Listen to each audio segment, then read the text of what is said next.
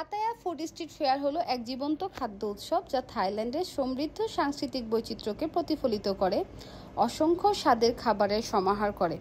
পাতায়ার ব্যস্ত রাস্তাগুলিতে অনুষ্ঠিত এই ইভেন্টটি খাদ্যপ্রেমীদের জন্য এক স্বর্গরাজ্য, যেখানে স্থানীয় এবং আন্তর্জাতিক নানা ধরনের রান্নাঘর উপস্থাপন করা হয়। আমরা একদম ঠিক ভিউয়ার্স, পাতায়া বিচ রোডেই আছি। আমাদের হোটেলটি ঠিক তার অপোজিটে ছিল। যখন আপনি উচ্চ রাস্তাগুলির মধ্য দিয়ে হাঁটবেন, আপনি দেখতে পাবেন অসংখ্য স্টল এবং ফুড ট্রাক, যেখানে ঐতিহ্যবাহী থাই খাবার যেমন প্যাড থাই, সুমতুম, কাঁচা পেঁপের সালাদ এবং গ্রিল সি ফুড থেকে শুরু করে আন্তর্জাতিক প্রিয় খাবার যেমন সুশি, বার্গার এবং পিৎজা পরিবেশন করা হয়। তাজা রান্না করা খাবারের সুগন্ধ বাতাসে ভেসে বেড়ায়, যা দর্শকদেরকে মুখরোচক স্বাদের প্রতিশ্রুতি দেয়। গরম ধোয়া ওঠা স্ট্রিট ফুড থেকে শুরু করে গুরমে ডেলিকেসি পর্যন্ত এই মেলাটি পাতায়ার খাদ্য সংস্কৃতির সেরাটাই তুলে ধরে।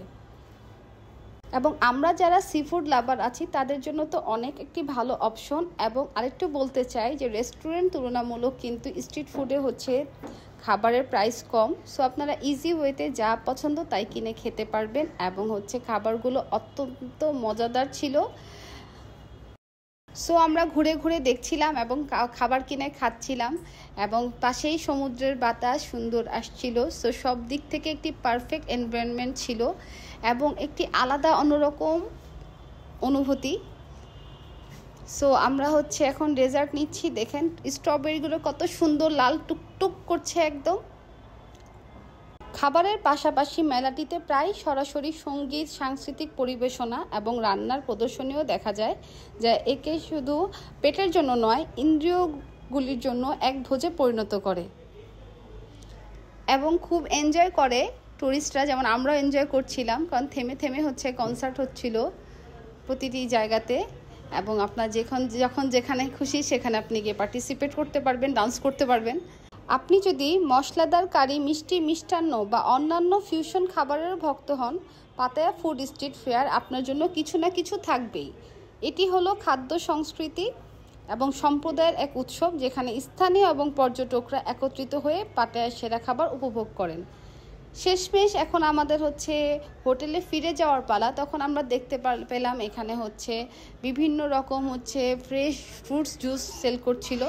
সো আমরা 2 ফ্লেভার নিয়েছিলাম, কোকোনাট ড্রিঙ্ক এবং লেমন ড্রিঙ্ক, এবং এত বেশি কোয়ান্টিটিতে ছিল যা আমরা তখন ভাবছিলাম যে একটা নিলে হয়তো ঠিক ছিল আমাদের জন্য, 2টা নিয়ে ওভার হয়ে গিয়েছিল।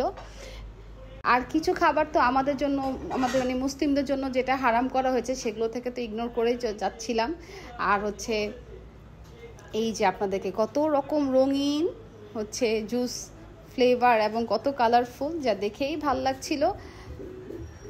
এরপর শেষমেশ একদম শেষ পথে এসে আমি হঠাৎ করে একটি খাবার ট্রাই করলাম এবং সেই খাবারেরও ফ্যান হয়ে গেলাম সেই দিনের পর থেকে। এবং বেসিক্যালি প্রোগ্রামটি রাতের জন্যই হয়, রাতে সন্ধ্যার পর থেকেই স্টার্ট হয় এবং সারা রাত এই প্রোগ্রামটা চলতে থাকে।